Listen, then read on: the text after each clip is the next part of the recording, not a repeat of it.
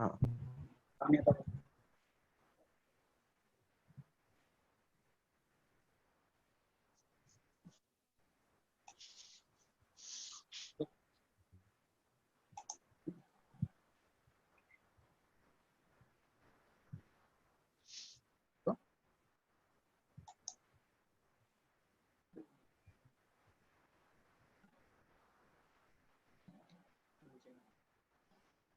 योगेन चित्तस्य पदेन वाचा मलं शरीरस्य वेद्यकेन यो अपाकरोत्तं प्रवरं मुनीनां पतञ्जलिं प्राञ्जलिरानतोऽस्मि।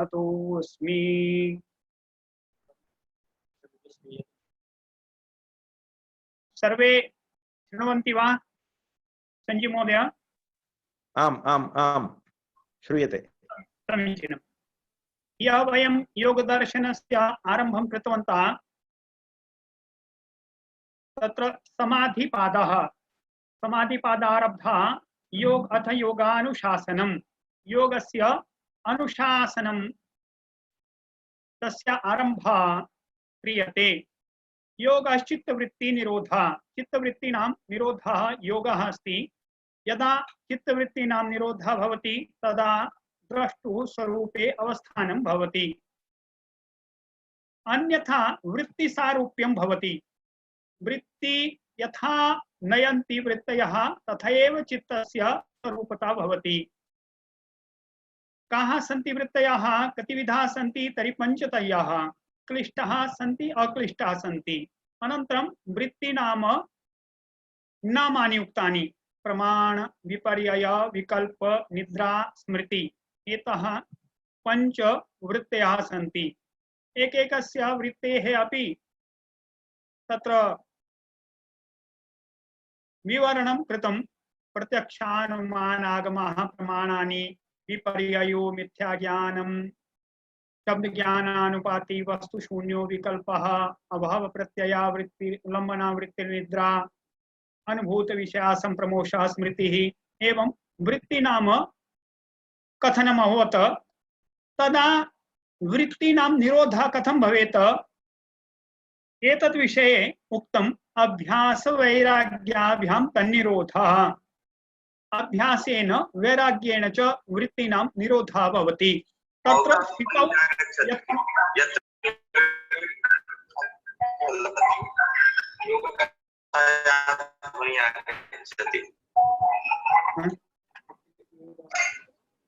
हरि ओम। तत्र द्वितीय दूरवाणी ऑफ कुर्वन्तु। दूरवाणी द्वयमस्ति चेत् एषा समस्या। अत्र नास्ति दूरवाणी, अस्माकं पार्श्वे नास्ति द्वितीय दूरवाणी। इदानीं सम्यक् श्रूयते। इदानीं सम्यक् अस्ति? अस्ति अस्ति।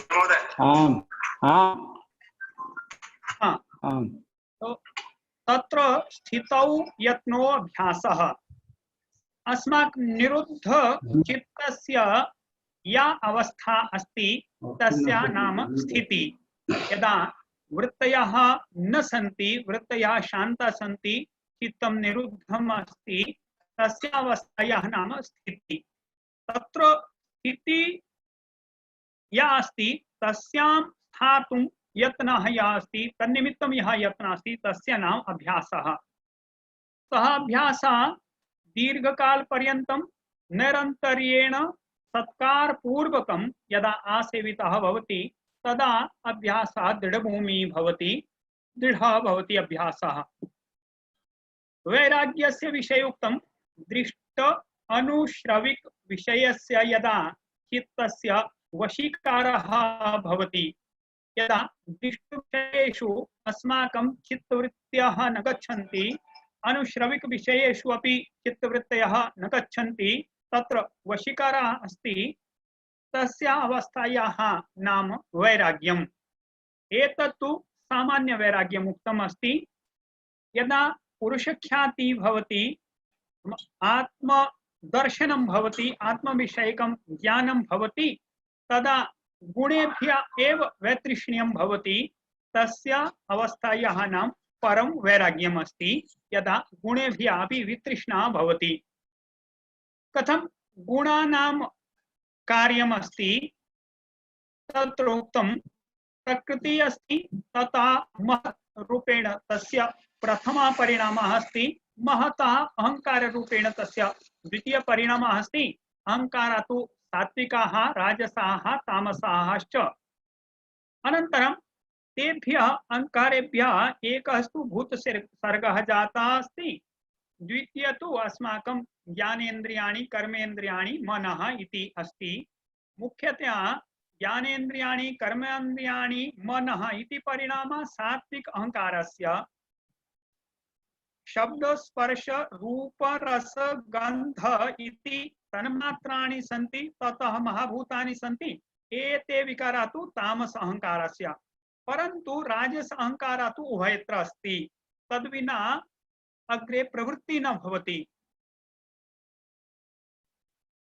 यत्र तामस अहंकारः मुख्य रूपेण अस्ति तत्र भी सात्विक अहंकारस्य अस्तित्वम् अस्ति यत्र सात्विक अहंकारः मुख्य रूपेण अस्ति तत्रापि तामस अहंकारस्य अस्तित्वम् अस्ति इति एकवारम् एतत् चित्रं वयं दृष्टवन्तः पुरुषः तु भिन्नः अस्ति त्रिकोणे दक्षिणभागे दर्शितः सः तु परिणामशीलः नास्ति द्रष्टा मात्रम् एव अस्ति अनन्तरम् उक्तं वितर्क विचार आनंद अस्मिता अनुगमात् संप्रज्ञातः समाधि भवति संप्रज्ञातः योगः अथवा संप्रज्ञातः समाधि तत्र वितर्क अनुगमात् या समाधि भवति तत्र स्थूलभूतानां साक्षात्कारः भवति विचारानुगता समाधि अस्ति तत्र सूक्ष्मस्य साक्षात्कारः भवति अथ च ज्ञानेन्द्रियाणि कर्मेन्द्रियाणि मनः एतेषाम् अपि सूक्ष्म रूपस्य साक्षात्कारः भवति अहंकारस्य साक्षात्कारः तदा अस्मिता आनंद रूपेण भवति तत्र आनंदितः भवति योगी एषः आनंद अनुगतः संप्रज्ञातः योगः आनंद अनुगता संप्रज्ञाता समाधि ततः अग्रे यदा योगी प्रविशति तदा महत्पर्यन्तं तस्य साक्षात्कारः भवति तदा अस्मिता अनुगम योगः अथवा अस्मिता अनुगम संप्रज्ञात समाधि भवति एवं उक्तं तत्रैव वर्णनं कृतवन्तः वयं विदेहानाम अथ च प्रकृतिलयानां योगिनां विदेहा योगिनः सन्ति तेषां देहभानं बाह्य विषयाः तथा च सूक्ष्म विषयाः ये सन्ति तेषु तेषाम् आसक्ति समाप्ता जाता परन्तु केनापि कारणेन ते तत्र पर्यन्तमेव प्रगतिं कृतवन्तः तथा अग्रे न गतवन्तः ते अपि कैवल्य सदृशम् एव आनन्दम् अनुभवन्ति दीर्घकालं यावत् ततः अग्रे येषां प्रगति जाता योगिनां ते तु प्रकृतिलयः योगिनः सन्ति तावत्पर्यन्तं ते सर्वं तत्त्वं साक्षात् कृतवन्तः सन्ति परन्तु तेषां चित्तं कारणे लीनं न जातं तस्मात् कैवल्य प्राप्ति न जाता ते तु प्रकृतिलयः योगिनः सन्ति एतादृशानां विदेहानां प्रकृतिलयानां योगिनां तो भव प्रत्ययः एव कारणमस्ति योगस्य नाम समाधेः संप्रज्ञात समाधेः तेषां कारणं योग सिद्धि निमित्तम् तेषां कारणं भव प्रत्ययः एव अस्ति भवनां संसारः संसारे एतेषां जन्म अभवत् तदेव एतेषां कारणम् अस्ति तेनैव एतेषां पूर्व जन्मनां संस्काराः उद्भवन्ति अनन्तरम् एते योग मार्गे शीघ्रमेव प्रवृत्ताः भवन्ति एतादृश विदेह प्रकृतिलयः योगिनः सन्ति अन्येषां कथं योग मार्गे प्रगति भवति समाधि तेषां कथं सिद्धा भवति संप्रज्ञातः समाधि असंप्रज्ञातः समाधि च तद्विषये वदति तेषां तु श्रद्धा वीर्य स्मृति समाधि प्रज्ञा पूर्वकं भवति। तत्र श्रद्धा नाम योग विषये चित्तस्य प्रसादः प्रसन्नता विकासः। तत्र योग विषये तेषाम् इच्छा भवति प्रसादः भवति। तेन मालिन्यस्य निवारणं भवति। अस्माकं चेतसि मालिन्यं यत् अस्ति तस्य निवारणं भवति श्रद्धा कारणतः। एषा श्रद्धा जननीव कल्याणी भवति। यथा माता कल्याणम् एव चिन्तयति तथा श्रद्धा अस्मान् योग्य मार्गे निरन्तररूपेण प्रेरयति। गीतायाम् अपि वदति श्रद्धावान् लभते ज्ञानं तत्परः संयतेन्द्रियः ज्ञानं लब्ध्वा परां शान्तिम् अचिरेणाधिगच्छति। एवं श्रद्धापूर्वकम् इतरेषां योगः सिद्धः भवति। द्वितीयं पदमस्ति वीर्यम्। श्रद्धा माध्यमेन श्रद्धया तु उत्साहः उत्पन्नः भवति। उत्साहः एव वीर्यम् अस्ति। श्रद्धया उत्साहस्य निर्माणं भवति, वीर्यस्य निर्माणं भवति। तेन योग मार्गे अग्रे अग्रे गन्तुम् इच्छा भवति। सर्वदा उत्साहः भवति, इच्छा भवति। तृतीयं पदं स्मृति। यदा श्रद्धा भवति वीर्यं भवति श्रद्धा उत्साहाभ्यां तदा योग मार्गे भिन्न भिन्न अनुभूतयः भवन्ति। तेषां तासां स्मृति जागृता भवति। पूर्व जन्मनि ये योगम् अनुष्ठितवन्तः सन्ति तेषाम् अपि पूर्वजन्मनां स्मृतयः जागृताः भवन्ति। तदा स्मृत्याः पुनः पुण्येन स्मृति जागरणेन अस्माकं श्रद्धा अपि दृढा भवति, स्मृति अपि दृढा भवति। एवं स्मृति अस्ति। अग्रिमं समाधि। यदा स्मरणमपि भवति उत्साहः अपि भवति श्रद्धा अपि भवति तदा मनसः एकाग्रता भवति। यस्मिन् स्तरे योगी भवति यस्यां भूम्यां सः भवति तत्रैव तस्य एकाग्रता भवति। एषा एकाग्रता तु अग्रे तम् उपाध्यायवत् बोधयति। तथा समीपतः एव कश्चित् बोधयति। तादृश अग्रिम भूमिका निमित्तम् एषा समाधि एव मार्गदर्शिका भवति। अस्माकं मार्गदर्शनम् अग्रिम भूमिका निमित्तम् एषा समाधि स्थिति एव भवति।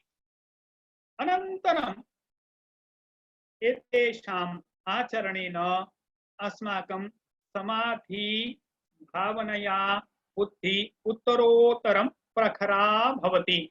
तत्र क्रमशः बुद्धि तीव्रा भवति प्रखरा भवति। अनन्तरं ऋतंभरा प्रज्ञा सत्यस्य धारणं या प्रज्ञा करोति तावत् पर्यन्तम् अस्माकं प्रज्ञायाः विकासः भवति। तस्मात् सूत्रकारः वदति श्रद्धा वीर्य स्मृति समाधि प्रज्ञापूर्वकम् इतरेषां योगः सिद्धः भवति। तत्र अग्रे अस्माकं प्रेरणार्थकं वास्तविकमपि अस्ति। केवलं प्रेरणा मात्रं न, तीव्र संवेगानाम् आसन्नः। यदा संवेगः भावनाः अस्माकं तीव्राः भवन्ति तन्निमित्तं प्रयत्नाः तीव्राः भवन्ति तदा एषा योगः आसन्नः भवति, समीपे भवति। तत्र विलम्बः न भवति समाधि प्राप्ति निमित्तं। मृदु मध्यादिमात्रत्वात् ततोपि विशेषः अस्माकं प्रयत्नाः कीदृशाः सन्ति? मृदु स्तरीयाः सन्ति, मध्यस्तरीयाः सन्ति अथवा अधिमात्र स्तरीयाः सन्ति प्रयत्नाः, तेन अपि विशेष प्रगति अस्माकं भवति। एवं योगसूत्रकारः वदति। अनन्तरं जिज्ञासा भवति यत् समाधि निमित्तं योग प्राप्ति निमित्तम एक एव मार्ग अस्ति वा चित्तवृत्ति निरोध निमित्तम एक एव मार्ग अस्ति किम अभ्यास वैराग्यम एष एव मार्ग अस्ति अथवा अन्य अपि कश्चित् मार्ग अस्ति अन्य अपि उपायो अस्ति तदा वदति ईश्वर प्रणिधानात् वा अथवा चित्तवृत्ति निरोध ईश्वर प्रणिधानात् भवति अभ्यास वैराग्यायां भवति वा अथवा ईश्वर प्रणिधानात् भवति तदा जिज्ञासा भवति कीदृश एष ईश्वरः को अस्ति ईश्वरः तदा ईश्वर विषयकं योगदर्शने वदति क्लेश कर्म विपाकाशयै अपरामृष्टः पुरुष विशेषः ईश्वरः सांख्या दर्शनम ईश्वर विषये मौनम अस्ति तत्र ईश्वर विषये न उक्तम अस्ति योग दर्शनम संपूर्णतया सांख्यस्य एव नयं स्वीकरोति ईश्वर सहितं सांख्यम इति जना वदन्ति योग दर्शनम गीता तु वदति सांख्य योगौ पृथग्वाला प्रवदन्ति न पंडिताः समानमेव एकमेव अस्ति पृथक पृथक नास्ति एव तो ईश्वर विषये उक्तमस्ति क्लेश कर्म विपाकाशयैः अपरामृष्टः पुरुष विशेष ईश्वर एषः अपि पुरुषः अस्ति विशेष पुरुषः अस्ति कीदृशः क्लेशैः अपरामृष्टः कर्मभिः अपरामृष्टः विपाकैः अपरामृष्टः आशयैः अपरामृष्टः ही अलिप्तः तो इदानीं क्लेशाः के सन्ति क्लिश्नन्ति क्लेशाः अस्माकं कृते बाधां जनयन्ति कष्टं जनयन्ति पीडां जनयन्ति तादृशा एते क्लेशाः सन्ति अत्र लेखन विषये किञ्चित् कश्चित् दोषः जाता ककारः पूर्णः अभवत् अर्थः लेखनीयः आसीत् क्लेशाः क्लिश्नन्ति इति क्लेशाः अस्मान् पीडयन्ति बाधां जनयन्ति तादृशा एते क्लेशाः सन्ति अग्रे क्लेशानां विषये अपि विशेष विवरणम् आगमिष्यति तत्र वदन्ति अविद्या अस्मिता रागद्वेष अभिनिवेशाः क्लेशाः यदा एतेषां विशेष विवरणं वर्णनं भवति तदा इतोपि एकवारं पुनः चर्चयामः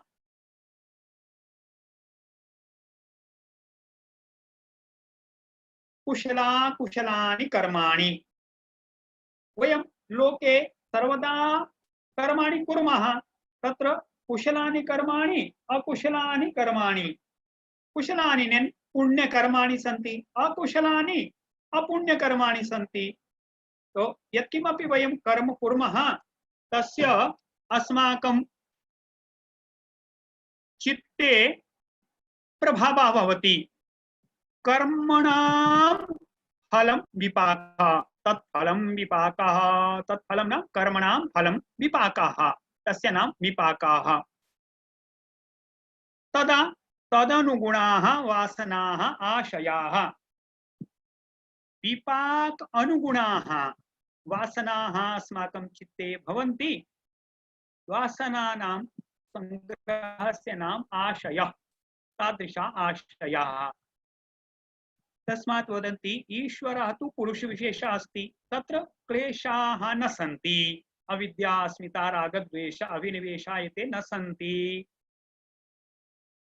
कर्माणि अपि तस्य न सन्ति तत्र कुशलत्वम् अकुशलत्वं पापात्मकं पुण्यात्मकं किमपि नास्ति यदा कर्माणि न सन्ति तस्मात् विपाकः अपि नास्ति कर्माणि एव न सन्ति तस्मात् फलं नास्ति यदा फलं नास्ति तदनुसारं वासनाः अपि न सन्ति कतिचन कर्माणि शीघ्रं फलानि यच्छन्ति कतिचन कर्माणि कालान्तरे फलं यच्छन्ति येषां कर्मणां फलं कालान्तरे भविष्यति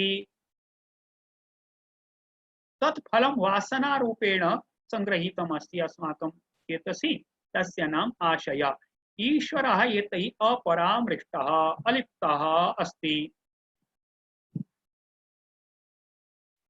इतोपि ईश्वर विषये उक्तमस्ति तत्र निरतिशयं सर्वज्ञ बीजं स सर्वं जानाति। सर्वज्ञतायाः बीजं तत्र अस्ति। निरतिशयं तस्य सीमा नास्ति।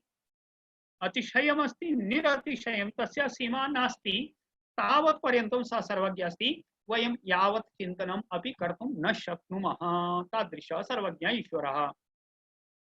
अनन्तरं वदति पूर्वेषामपि गुरुः कालेनानवच्छेदात्। स ईश्वरः पूर्वेषामपि गुरुः अस्ति। गुरोः सकाशात् वयं ज्ञानं प्राप्नुमः। अस्मत्तः पूर्ववर्तिनः ये गुरवः ते अस्मान् पाठितवन्तः। ततः पूर्ववर्तिनः ते एतान् पाठितवन्तः। एवं पूर्वं गच्छामः चेत् स वदति स पूर्वेषामपि गुरुः अस्ति। कस्मात्? पूर्व पर इति गणना कालस्य सापेक्षता कारणतः भवति। वयं अस्मिन् काले स्मः, इतः पूर्वं किम् आसीत्, इतः परं किं भविष्यति। यदा वयं कालस्य आयामतः बहिः भवामः तदा कालस्य गणना न भविष्यति। तस्मात् कालेन तस्य अवच्छेदः नास्ति। सः तु सर्वदा उपस्थितः भवति, सर्वदा अस्ति तस्य अस्तित्वं। तस्मात् कालस्य अवच्छेदः तत्र नास्ति। तस्मात् स पूर्वेषामपि गुरुः अस्ति। तस्य वाचकः प्रणवः। प्रणवः तस्य वाचकः अस्ति। एतावत् ईश्वर विषये उक्तमस्ति। ईश्वरः स तु पुरुषविशेषः अस्ति। तत्र निरतिशय सर्वज्ञ बीजम् अस्ति। कालेन तस्य अनवच्छेदता अस्ति। तस्मात् पूर्वेषामपि सः गुरुः अस्ति। एवं ईश्वर विषये उक्तं तस्य वाचकः प्रणवः। तो प्रणिधानं नाम किम्? तज्जपस्तदर्थ भावनं तस्य जपः तथा च तस्य अर्थस्य भावना करणीया। यदा वयं नैरन्तर्येण तस्य जपं कुर्मः, तस्य अर्थस्य भावनं कुर्मः, तदा क्रमशः अस्माकं स्थितिः उत्तमा भवति। कीदृशं फलं भवति? एतत् उक्तं ततः प्रत्यक्चेतनाधिगमोऽप्यन्तराया भावश्च। ततः कुतः? तस्य यदा प्रणिधानं भवति, जपः भवति, अर्थभावनं भवति, पूर्णतया ज्ञातुम् अस्माकं प्रयत्नः भवति, तेन किं भवति? प्रत्यक्चेतना अधिगमः भवति। तद्विषयक अस्माकं स्पष्टता वर्धते। ईश्वरस्य स्वरूप विषये अस्माकं ज्ञानं भवति। अथ च आत्मनः विषये अपि ज्ञानं भवति। अंतराया भावश्च। अंतरायाणाम् अभावः भवति। यदा वयम् ईश्वर प्रणिधानं कुर्मः तेन प्रत्यक्चेतना अधिगमः भवति, अंतरायाणाम् अभावः भवति। के च ते अंतरायाः सन्ति, तेषाम् अपि गणना कृता अस्ति। व्याधिस्त्यान संशय प्रमादालस्य अविरति भ्रांति दर्शनालब्ध भूमिकत्वानवस्थितत्वानि चित्तविक्षेपास्ते अंतरायाः। एवं वदति। तदा व्याधि। व्याधि किम्? धातु रस कर्ण वैक्लव्यम् इति व्याधि। यदा अस्माकं शरीरे धातोः वैक्लव्यं भवति, वात पित्त कफा नाम यदा वैषम्यं भवति, शरीरे यावता प्रमाणेन आवश्यकमस्ति तावत् न तिष्ठति, तदा धातु वैक्लव्यं। रसः वात तत्र रसा नाम षड्रसाः सन्ति अथवा सप्तरसानि इति वदन्ति। तत्र रस रक्त मांस अस्थि मज्जा शुक्र ओजः। एवं यदा रसानाम् अपि कुत्रचित् वैषम्यं भवति तदा अपि व्याधि भवति। तृतीयमस्ति कर्णवैक्लव्यम्।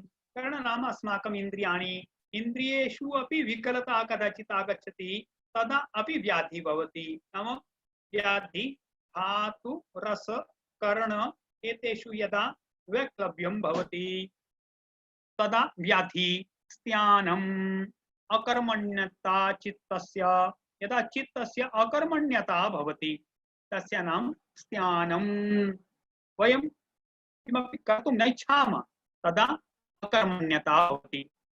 संशयः, संशयः भवति मनसि, एते विचाराः आगच्छन्ति, एतत् शक्यमस्ति वा न वा, एतत् भवेत् वा तद् भवेत् वा, एतत् सत्यं वा तत् सत्यं वा। योगमार्गे प्रवृत्ताः तस्मात् योगः मत्ता साध्यः अस्ति न वा इति संशयः भवति। प्रमादः समाधि साधनानाम् अभावनम्, तत्र अस्माकं शरीरं तु स्वस्थमस्ति, व्याधि तु नास्ति, परन्तु अस्माकं तत्र भावना एव नास्ति, तस्य नाम प्रमादः।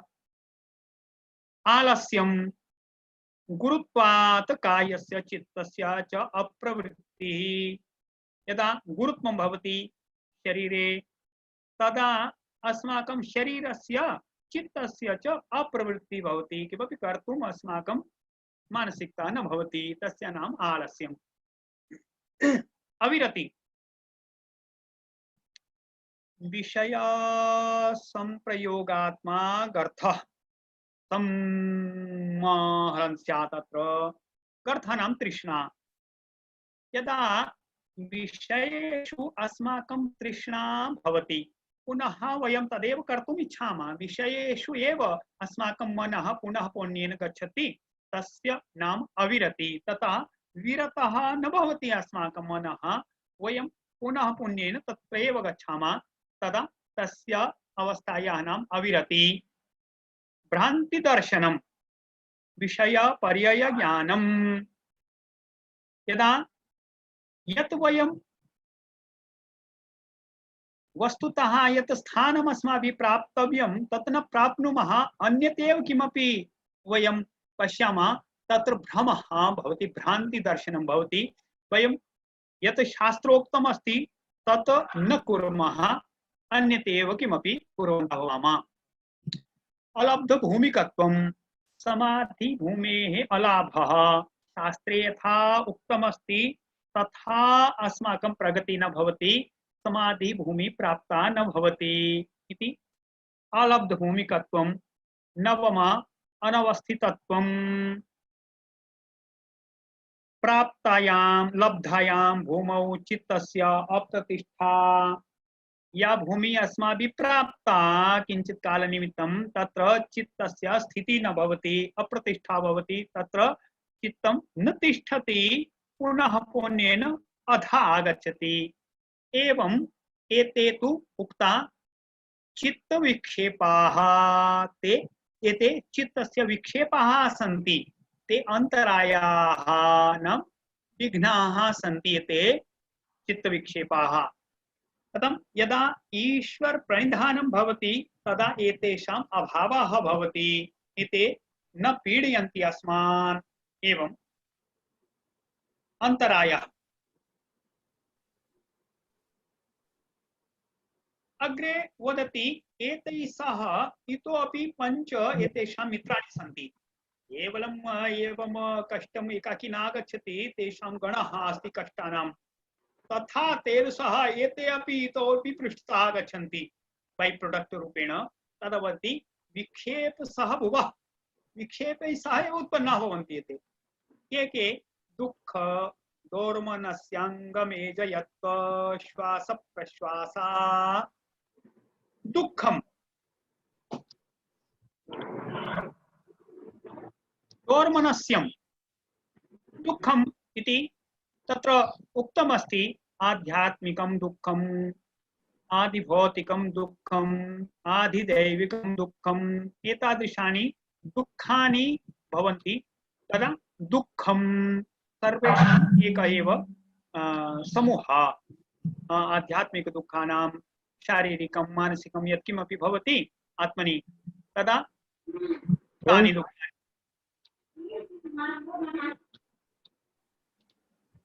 दोर्मनस्यं यदा मनसः स्थितिः न भवति, मनसः स्थितिः नाम यत् वयम् इच्छामः, या अस्माकम् इच्छा भवति सा पूर्णा न भवति।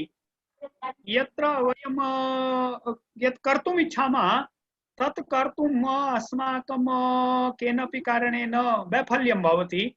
मनसः सा स्थितिः दोर्मनस्यं, दुर्मनः भवामः।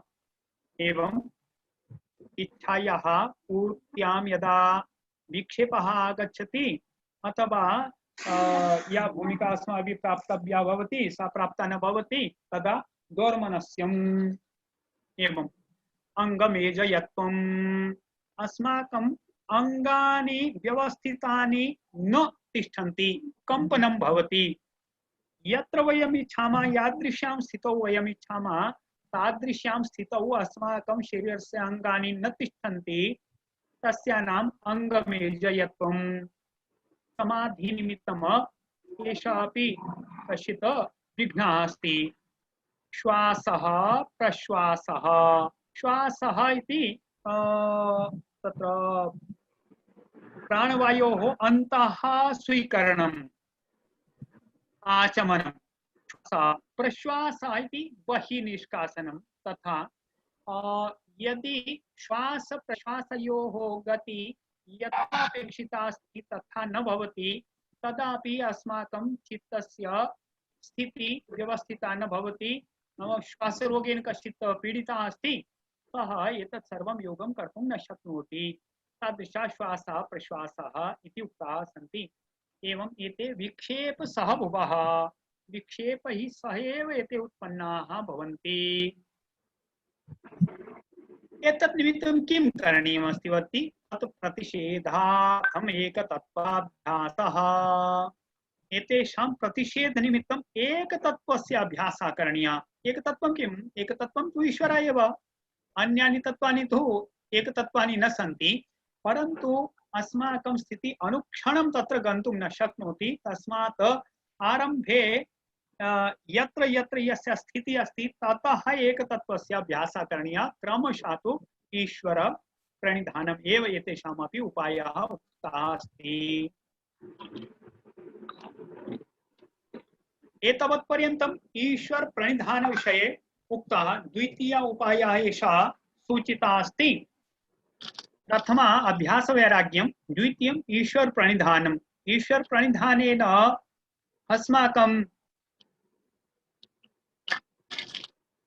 आत्मख्याति भवति, तथा च एते अंतरायाः सन्ति तेषाम् अभावः भवति।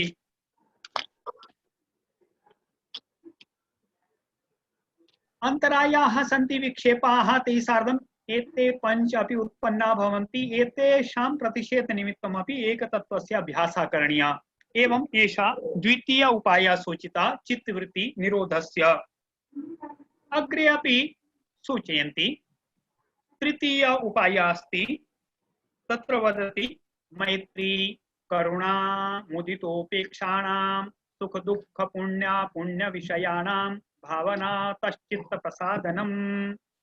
चित्तस्य प्रसन्नता कथं भवति, चित्तस्य प्रसादनं भवति, तत्र निमित्तम् उक्तं मैत्री करुणा मुदिता उपेक्षा। लोके चतुर्विधा जनाः सन्ति। केचन सुखम् अनुभवन्ति, सुखिनः सन्ति। केचन दुःखम् अनुभवन्ति, दुःखिताः सन्ति। भिन्न भिन्न कारणैः ते दुःखिताः सन्ति।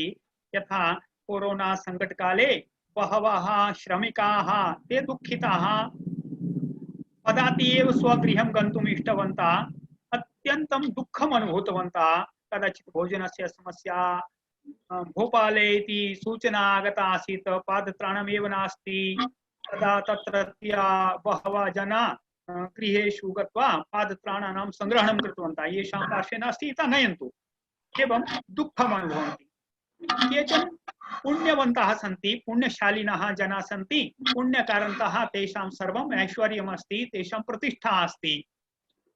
केचन अपुण्यवन्तः सन्ति, अपुण्यमस्ति तेषां यद्यपि प्रतिष्ठा स्यात् कदाचित् धनमपि स्यात् परन्तु तेषां यशः नास्ति अपयशः दाऊद इब्राहिम तादृशा अपुण्यवन्तः तेषां विषये कीदृशी भावना अस्माभिः करणीया इति सूत्रकारः वदति ये सुखिनः सन्ति तेषां विषये मैत्री भावना ये दुःखिताः सन्ति तेषां विषये करुणा भावना पुण्यवन्ताः सन्ति तेषां विषये प्रसन्नतायाः भावः मुदिता ये अपुण्यवन्ताः सन्ति तेषां विषये उपेक्षायाः भावना तेषाम् अधिका वयम् अधिकां चर्चां न कुर्मः तादृशं वातावरणमेव न निर्मामः तदा भावनातः चित्तप्रसादनं तेन अस्माकं चित्तस्य प्रसन्नता भवति एवं चतुर्विधा भावनाः उक्ताः सन्ति मैत्री करुणा मुदिता उपेक्षा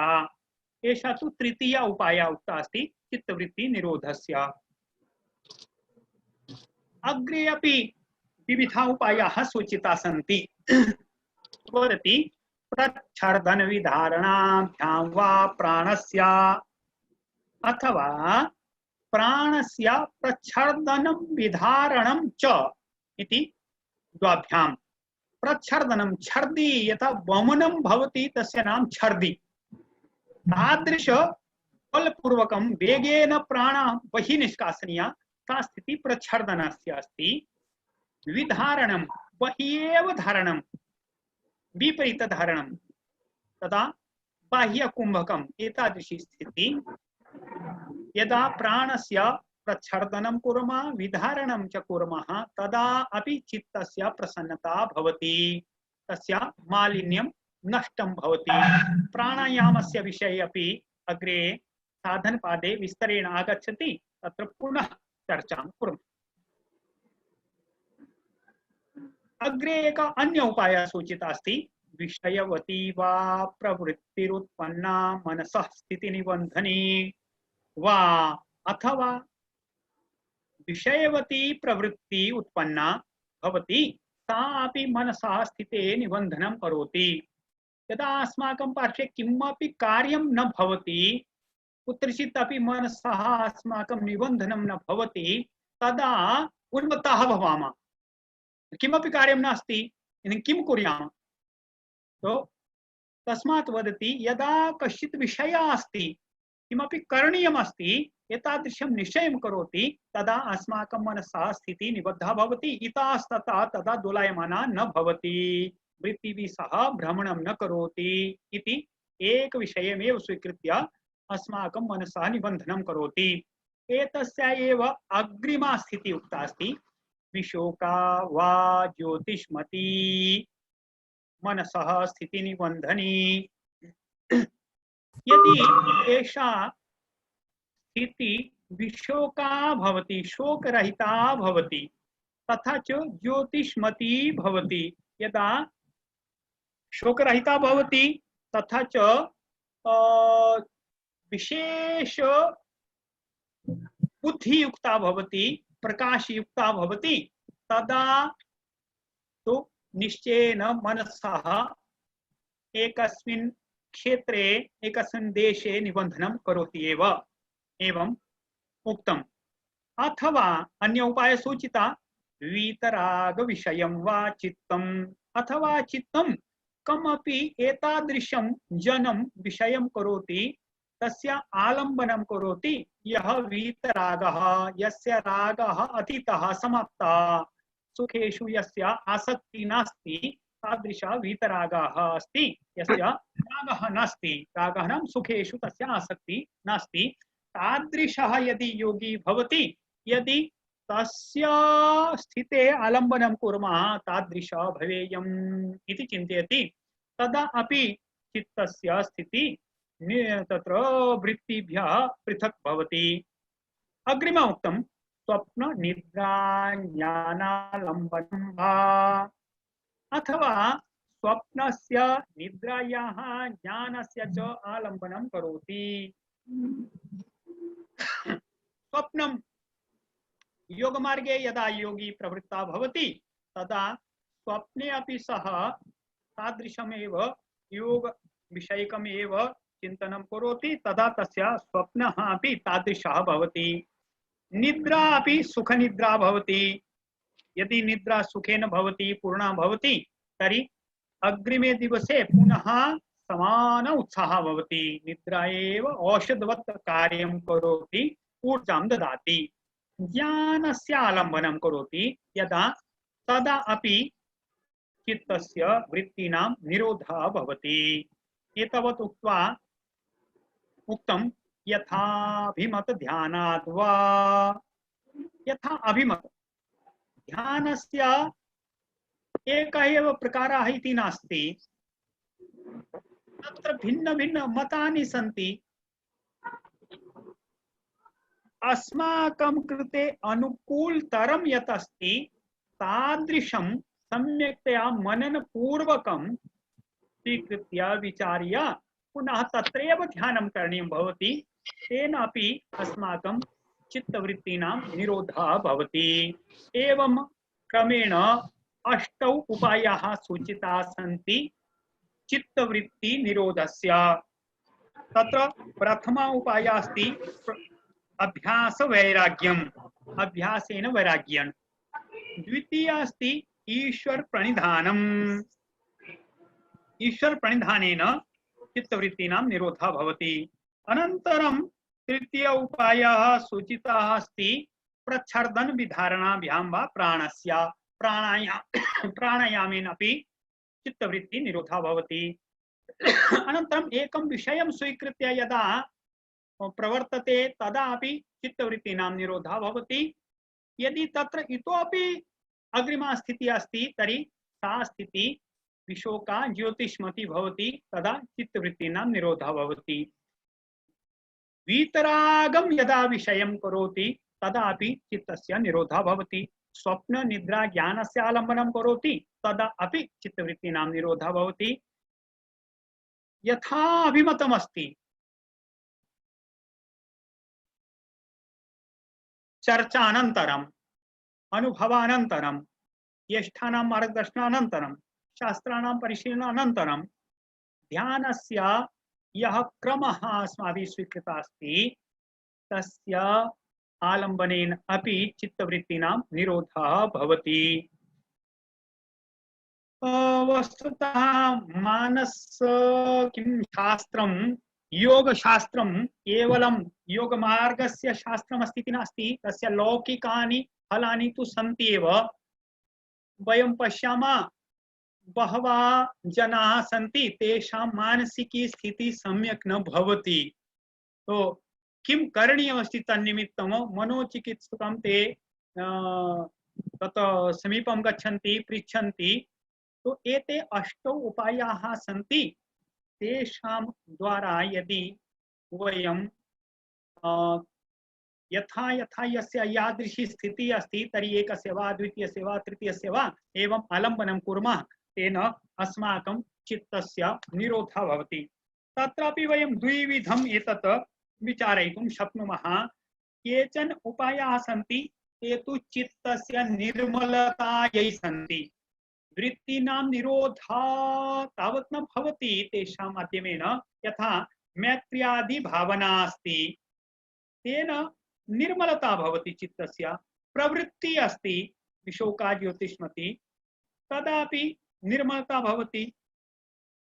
आदर्श पूजकाः भवन्ति, आरम्भस्तरे ये योगस्य आरम्भं कुर्वन्ति, योगमार्गे प्रवृत्ताः भवन्ति, ते कमपि आदर्शं समक्षे स्थापयन्ति। एतादृशः भवतु, एतादृशः अहमपि भवेयम् इति आदर्शः। तथा यस्मिन् श्रद्धा भवति तादृशम् आदर्शरूपेण चिन्तयामः। स्वप्न निद्रे एतत् अपि शान्तिपूर्वकं यदा भवति तदा योगमार्गे प्रवृत्तिः भवति। नाम एते 4 उपायाः तु सहायक उपायरूपेण भवितुं शक्नुवन्ति, परन्तु अन्य 4 तु साक्षात् उपायाः सन्ति चित्तवृत्तिनिरोधस्य। एवं एतावत् पर्यन्तं चित्तवृत्तीनां निरोधः, वृत्तीनां चर्चा, वृत्तीनां निरोधः इति उक्तम्। अग्रे वदति यदा अस्माकं चित्तं निरुद्धं भवति, मध्ये निरुद्धं चित्तम् इति दर्शितमस्ति। यदा निरुद्धं चित्तं भवति तदा वृत्तीनां तु तत्र आवर्तनं नास्ति, तर्हि किं भवति? तदा तत्र यथा स्फटिकमणि अस्ति, शुद्धं स्फटिकमस्ति, तत्र छाया आगच्छति, तादृश अंजनता अस्माकं चित्ते अपि आगच्छति।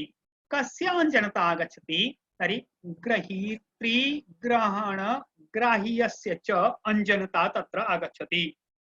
कीदृशी आगच्छति?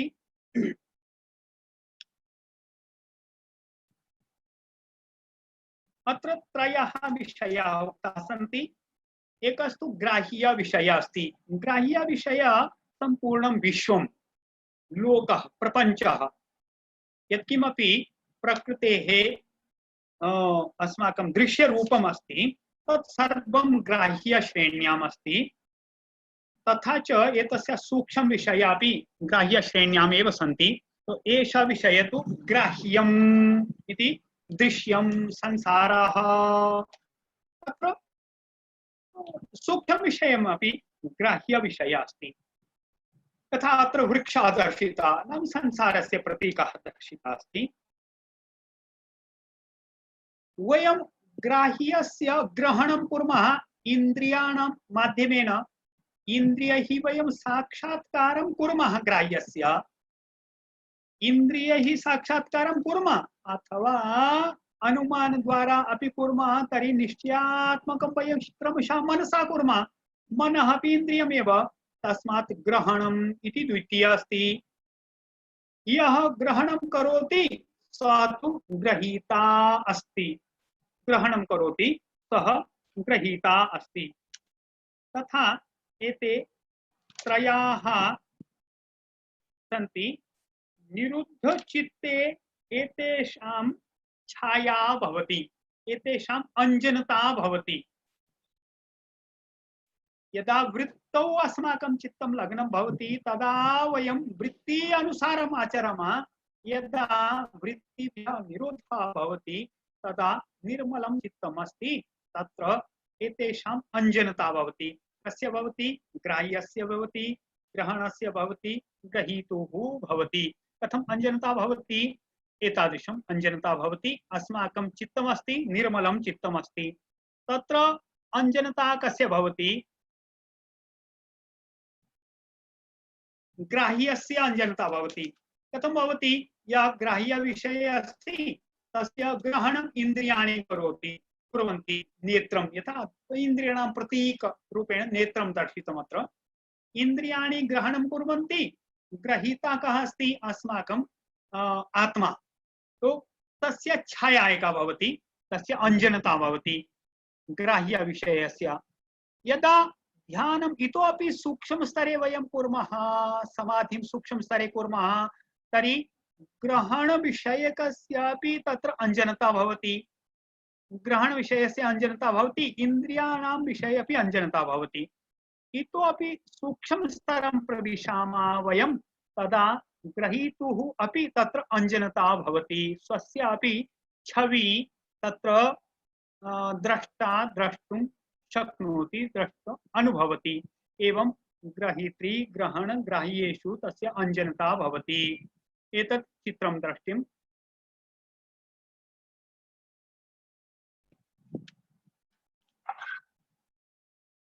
तत्र परमाणु परम महत्वान्तो अस्य वशीकाराः। एतत् सूत्रं तु अस्ति। यदा निरुद्धं भवति अस्माकं चित्तं, ये चित्तवृत्तीनां निरोधः भवति, तदा चित्तस्य वशीकारः कुत्र भवति? परमाणु परम महत् पर्यन्तं। यत् सूक्ष्मतम विषयात् स्थूलतम विषय पर्यन्तं तस्य वशीकारः। वशीकाराणां ते सर्वे अस्माकम् आज्ञापालकाः न भवन्ति। वयं चित्तस्य एकाग्रतां तत्र कर्तुं शक्नुमः। अतीव सूक्ष्म विषयेषु, अतीव महत् विषयेषु अपि वयं चित्तस्य संयमं कर्तुं शक्नुमः। तत्र अस्माकं समाधि स्थितिः तावत् पर्यन्तं भवितुं शक्नोति। तस्य अर्थः वशीकारः। एवम् अग्रे सैव विषयः। पूर्वं वयं यत् चित्रं दृष्टवन्तः तदा क्षीणवृत्तेः अभिजातस्यैव मणेः अभिजातमणेः इव ग्रहीत्री ग्रहणग्राह्येषु तत्स तदञ्जनता भवति तस्या नाम तादृशी एव समापत्ति भवति तादृशी एव समाधि भवति ग्रहीत्री ग्रहण ग्राह्य विषयेषु समापत्ति भवति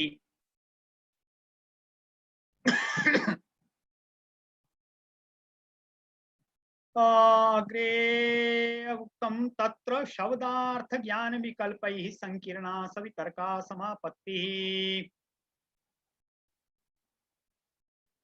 तद्वदति यदा वयम् एकस्य विषयस्य चिन्तनं कुर्मः तदा तस्य अस्माकं चिन्तनं कथमागच्छति एवं यथा वृक्षः अस्ति तर्हि वृक्षविषये वयं पश्यामः तदा एकस्तु शब्दः वृक्षः वकारः तत्र ऋकारः तत्र क श अ विसर्गः वृक्षः इति शब्दः कश्चित् अस्ति तस्य कश्चित् अर्थः भवति वृक्ष इति शब्दस्य कश्चित् अर्थः अस्ति एतादृशः वृक्षः अस्ति शाखा पर्णानि पुष्पाणि वा फलानि वा काण्डभागः इत्यादिकं वृक्षः तस्य कश्चित् अर्थः भवति तदनन्तरं तस्य ज्ञानं भवति यदा वयं शब्दं शृणुमः तस्य अर्थस्य विचारं कुर्मः तदा तद्विषयकं ज्ञानम् अस्माकं चित्ते उत्पन्नं भवति तदा ज्ञान उत्पत्त्यनन्तरं यदि वृक्षस्य दर्शनं नापि भवति तदा वयं ज्ञानस्य आधारेण वयं कल्पनां कुर्मः वयं निश्चयं कुर्मः इति वृक्षः एतादृशः तस्य नाम ज्ञानम् एषः वदति यदा कस्यचित् वस्तुनः कस्यचित् विषयस्य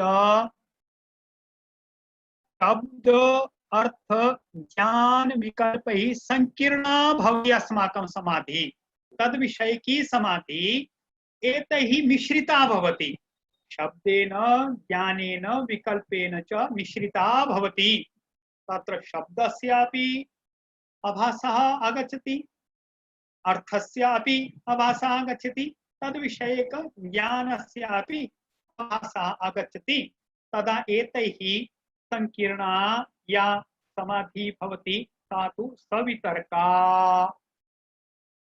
सा समाधि सवितर्का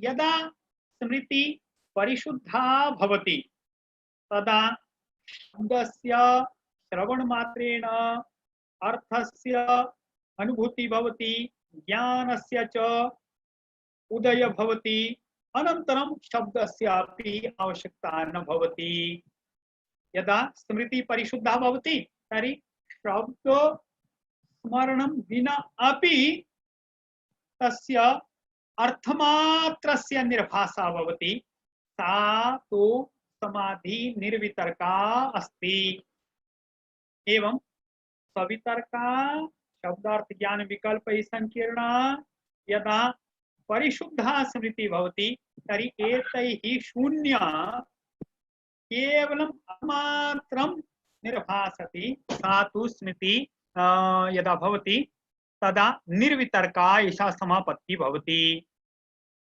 एतया एव सविचारा निर्विचारा च सूक्ष्म विषया व्याख्याता एवं अत्र पूर्वसूत्रमस्ति सूत्रद्वयम् यदा वयं स्थूल विषयेषु समाधिं कुर्मः तदा अस्माकं सवितर्का समाधि भवति स्थूल विषयेषु या समाधि अस्ति या समापत्ति अस्ति सा तु सवितर्का सवितर्का द्विविधा शब्द अर्थ ज्ञान ही संकीर्णा अस्ति तर्हि सवितर्का यदा एतैः शून्य केवल अर्थमात्र निर्भास भवति तदा तु निर्वितर्का सा समापत्ति भवति। यदा सूक्ष्म विषयेषु वयं समाधिं कुर्मः, नीलवर्णीया लघु आकृति लघु वर्तुल लघु किम रेखा युक्त वर्तुला या अस्ति, ज्ञानेन्द्रियाणि मनः कर्मेन्द्रियाणि शब्द स्पर्श रूपं रसगन्धः इति एतेषु वयं कुर्मः, तदा तो अस्माकं इतोपि अहंकारे महति इति इतः पूर्वं सूक्ष्मेषु वयं कुर्मः, तदा सा तु सविचारा। यदा एतस्य अपि अग्रिमा स्थितिः अस्ति तर्हि सा तु निर्विचारा। स्थूल विषयेषु वितर्कसहितं, सूक्ष्म विषयेषु विचारसहितं, विचारपूर्वकं। तत्र तु वितर्कः नास्ति, तत्र विचारे एव समाधिः करणीया। तस्मात्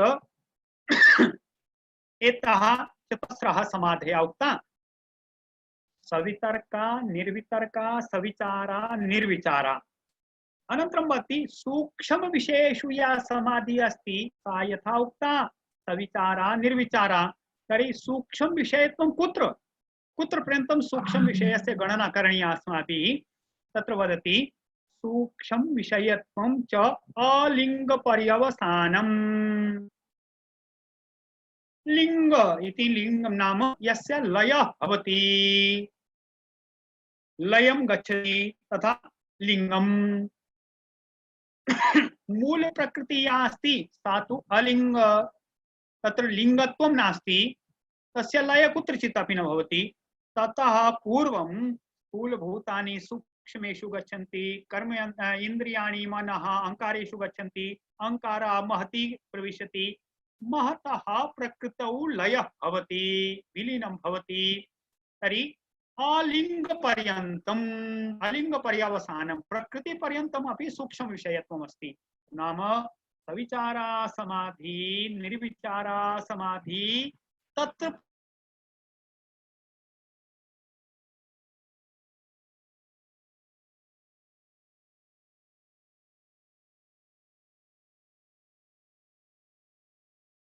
विचारा निर्विचारा ताः एव सविजः समाधिः। एतः समाधयः सबीजः सन्ति। किमर्थं सबीजः सन्ति? तत्र किमपि आलम्बनम् अस्ति, आलम्बनं स्वीकृत्य एतः समाधयः सन्ति, तस्मात् एतः बीजसहिताः सन्ति, सबीजाः समाधिः सन्ति। एवं सबीजः समाधि।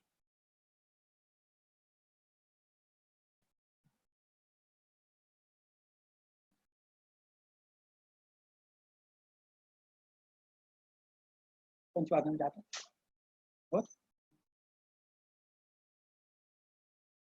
निर्गम्यता भवति।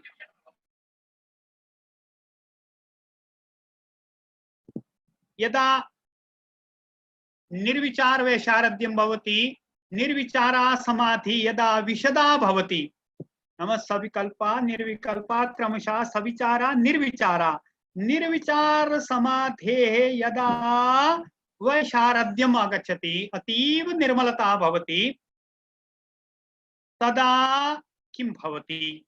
तदा उक्तमस्ति निर्विचार वैशारद्यं यदा भवति तदा अस्माकं अध्यात्म प्रसादः भवति।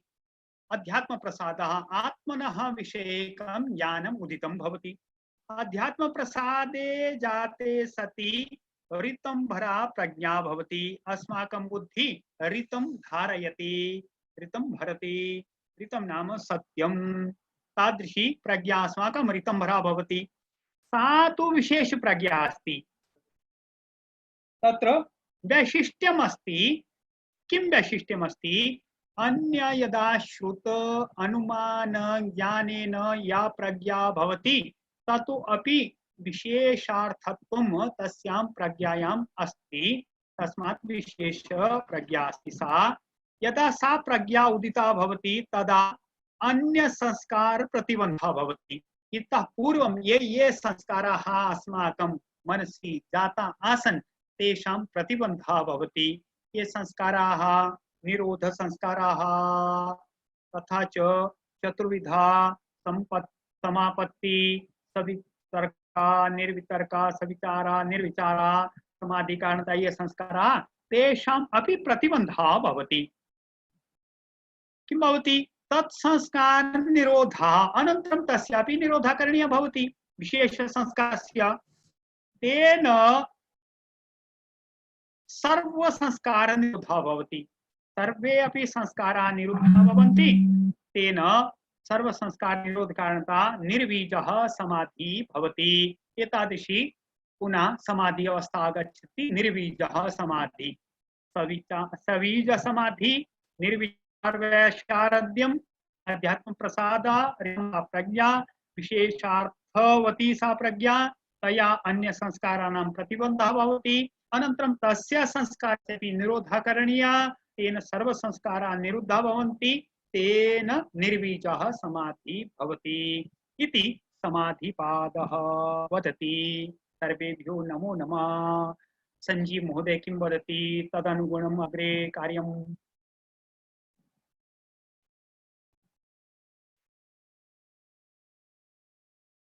अनुवदितः।